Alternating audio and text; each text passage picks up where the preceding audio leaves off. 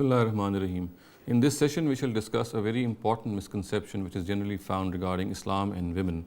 And this misconception actually emanates from the fact that it is understood that Islam allows men to keep slave women and of course as a result of that have sex with them. Now, first of all, we must study this issue in the proper perspective in which it is mentioned in the Quran. In the times of the Prophet, he had inherited a society in which scores and scores of slaves used to live in various homes, and of course men would have slave ladies, slave women, and they would have sexual relationships with them. Now, Islam wanted to do away with this institution. However, it was very deeply rooted in the Arab society, and Islam adopted a very gradual way to uproot this institution and to actually finish it from the society of Arabia. However, as I said, since this institution was very, very deeply rooted in the society, if an immediate directive had been given, then of course slave women and slave men would have been left at the mercy of the society, and of course slave ladies would have nothing to do except to turn to prostitution to earn for their living. So therefore, very wisely, Islam adopted a very gradual strategy in eliminating this institution. However, of course, while this strategy was being adopted, slavery was given a sanctity, of course, and these relationships with slave ladies were allowed. However, after a certain point of time, Muslims were ordered that they must, if their slaves asked them for mukatibat or for a contract through which they had to be released, then Muslims were bound that they should do so.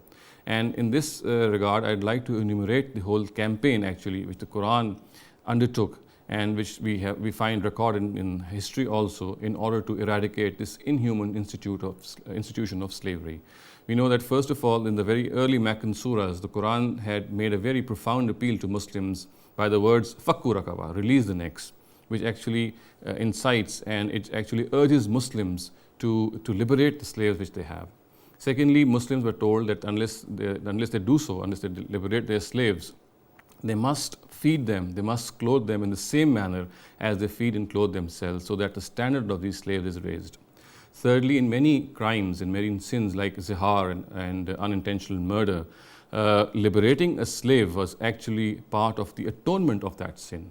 So this again gave very big impetus to the emancipation of slavery in Arabia. Now, fourthly, it was also told in the Quran, the Arab society of those times, they were told that slave men and slave women who were able to marry, they should be married off, so that socially and economically their status could be raised and they could live as as married people in the society. And in this regard, a fourth step which was taken was that people were told that if they had no option to marry among free women, so they could marry slave women, provided that they were kept chaste and they were Muslims, of course. And of course, in this regard, they were bound, they were obligated to give dower in this regard, so that the status of the slave ladies could be raised to the status of a free lady. In this regard, the sixth directive which was given was that in cases of zakat, one big head was fixed for fir riqab, which is called releasing of the necks, and in which money could be given for liberating slaves, and this of course gave a great impetus to the campaign of slave emancipation in Arabia.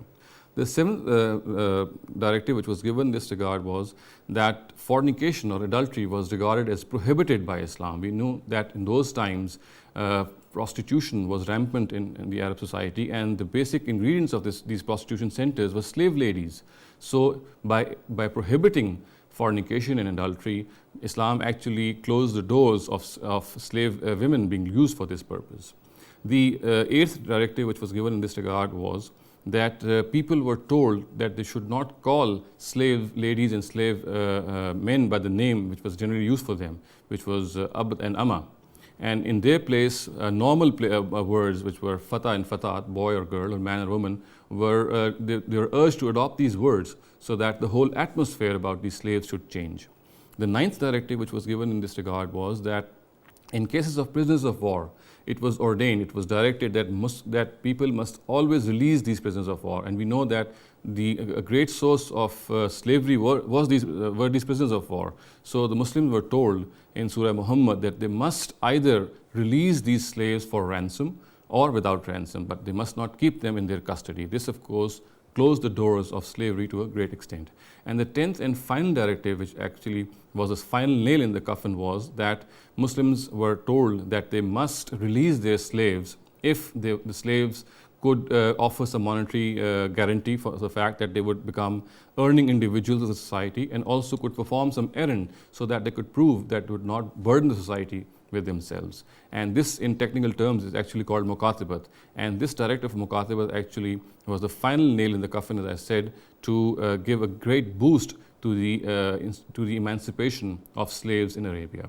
These then are the 10 directives or 10 measures which we find in history and in the Quran, recorded in the Quran, which show that Islam gradually adopted a great campaign to liberate slaves from the Arab society. And if it inherited this inhuman institution, it had no choice but to adopt this gradual procedure, simply because it was very deeply rooted in the Arab society.